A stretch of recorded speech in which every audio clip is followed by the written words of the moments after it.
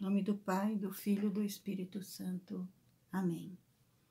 Vinde, Espírito Santo, enchei os corações dos vossos fiéis e acendei neles o fogo do vosso amor. Enviai o vosso Espírito e tudo será criado, e renovareis a face da terra.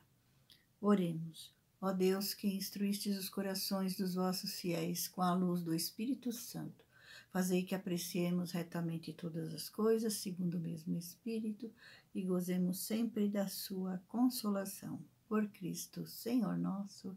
Amém. Queridos irmãos e irmãs, aqui estamos hoje para falar sobre o capítulo 21 e 22. Então, Paulo está em Éfeso e de lá pretende ir para Jerusalém. Voltar para Jerusalém com os donativos que ele arrecadou para a igreja de Jerusalém. Então, ele está todo reunido e ele comenta que o Espírito Santo vem tocando, dizendo que lá ele encontrará bastante dificuldades, que ele será preso, né? Vai sofrer bastante. Então, os próprios amigos, os outros discípulos das outras comunidades, insistem para ele não ir. Mas mesmo assim ele acha que tem que ir, então eles falam, bom, então se faça a vontade do Senhor. Se você achar que deve ir, então o Senhor faça a sua vontade. E ele embarca e vão costeando a Grécia, né? A gente chama de Grécia hoje em dia.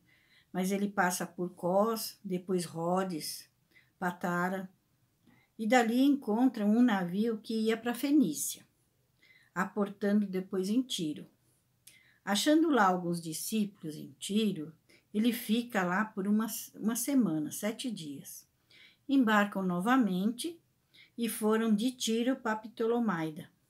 Chegando lá em Ptolomaida, ficaram mais um dia e depois partiram para Cesareia, ficando ali na casa de Filipe, o evangelista. Então, aqui nós temos que Filipe, agora ele está morando em Cesareia, é uma cidade bem grande naquela época, né, que aportavam muitos navios, tinha muito comércio, então ele estava morando lá. Estando lá, há alguns dias, lá chegou Ágabo, da Judeia, que era um profeta, e pegando o cinto de Paulo, e atando as suas mãos, disse, isso diz o Senhor.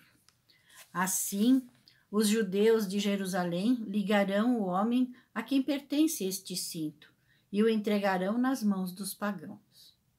Eles então pediram a Paulo que não fosse a Jerusalém, mas este disse que estava pronto para ser preso ou até para ser morto pelo nome de Jesus.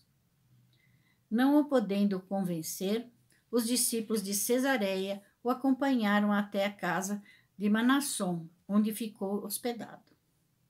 Em Jerusalém, foram muito bem recebidos.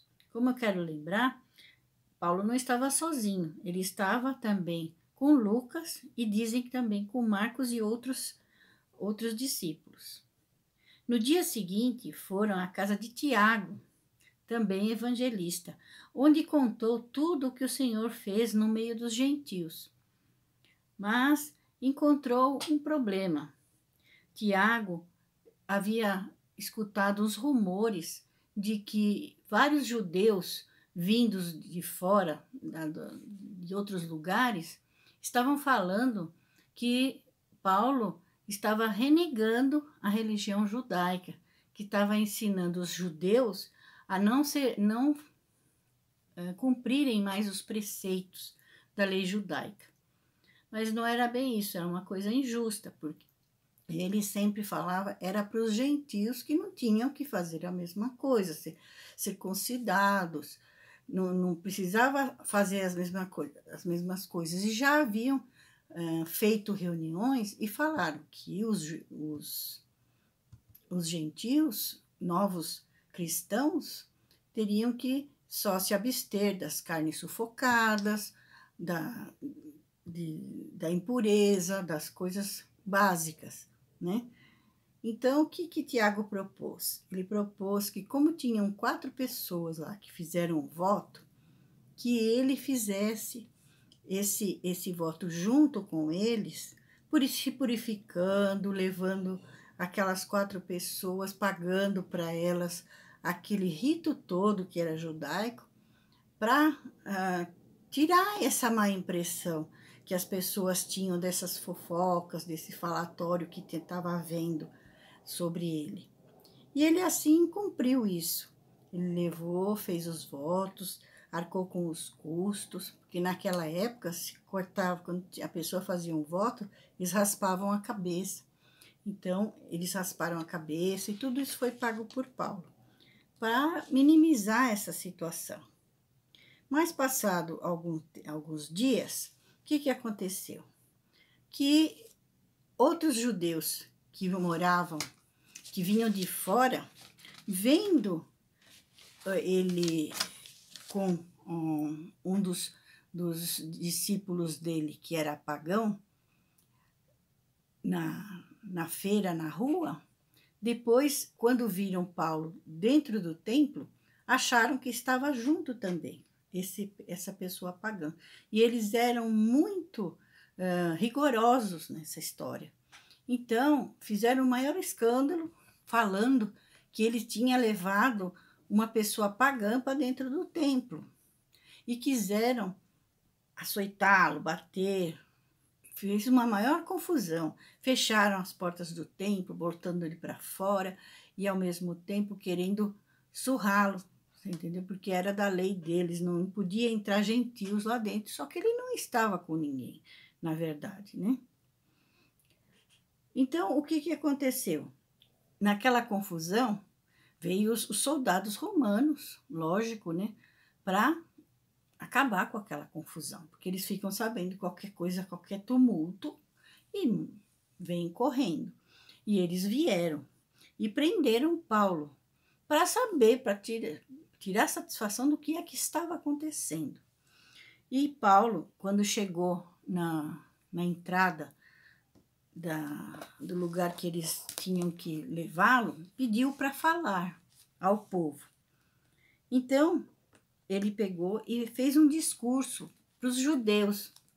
Então, ele diz assim, já no capítulo 22, quando já estavam para introduzi-lo na fortaleza, Paulo perguntou ao tribuno: é-me permitido dizer algumas palavras? E ele respondeu: sabes o grego? Ele falou: não és tu, portanto, aquele egípcio que há tempos levantou o tumulto? Ele disse que não. Então ele se pôs a fazer um discurso para os judeus, explicando. Quer dizer que Paulo, no começo, antes da sua conversão, ele perseguia mesmo as pessoas, os cristãos, achando que era uma doutrina errada, né? Jesus apareceu no caminho, aquela ocasião que ele caiu do cavalo, que o Senhor foi também até Ananias e pediu para ele orar por ele, e ele recupera a vista, ele é batizado, e quando ele volta para Jerusalém, naquela ocasião, orando no templo, foi arrebatado, e o Senhor fala com ele diretamente, entende? Então, nesse momento, ele está explicando ao povo por que ele não era mais judeu, a aparição do nosso Senhor para ele, tudo o que tinha acontecido. Então, diz assim: haviam escutado até essa palavra.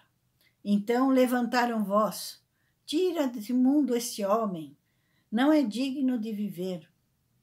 Com a bagunça, com a vociferação, eles jogavam terra para cima, tiravam as vestes e se formou uma grande confusão. E aí os soldados levaram ele para dentro da fortaleza a fim de bater nele e de açoitá-lo, para que ele dissesse o porquê que eles estavam fazendo isso. Mas o que acontece? Que Paulo logo fala, vendo que eles estavam amarrando e estavam querendo açoitá-lo, que como que eles poderiam açoitar uma pessoa que era um cidadão romano. Naquela época, um cidadão romano tinha muito prestígio, ninguém podia fazer essas coisas, assim, maltratar, sem julgamento, sem nada. Então, o soldado foi ao tribuno e avisou que ele era um cidadão romano. E que aí ele foi a ver com Paulo. E Paulo confirmou que era um cidadão romano e que não era justo ele ser açoitado. Mas ele pegou e mandou ele para a prisão, mas sem maltratá-lo. Ficou lá esperando e pediu ao conselho dos judeus que fossem ter com ele. Então, por hoje fica sobre isso. Nós vamos ficar no suspense até a próxima etapa, que é o julgamento de Paulo. Tudo que os judeus conspiram e fazem para maltratá-lo, para acabar com ele, porque eles estavam querendo matá-lo mesmo. Da mesma maneira, Senhor, Jesus, né, foi açoitado, foi perseguido pela palavra da verdade. Nós cristãos também somos cheios de calúnias, as pessoas falam que a gente isso, que a gente aquilo, porque nós seguimos a verdade. E quem está seguindo a vontade do Senhor, como parte de Cristo, somos corpo de Cristo, também sofremos as perseguições, as dificuldades, mas devemos ficar sempre firmes, porque Deus está conosco. Até a próximo vídeo, com a continuação deste estudo. Muito obrigada e fiquem com Deus.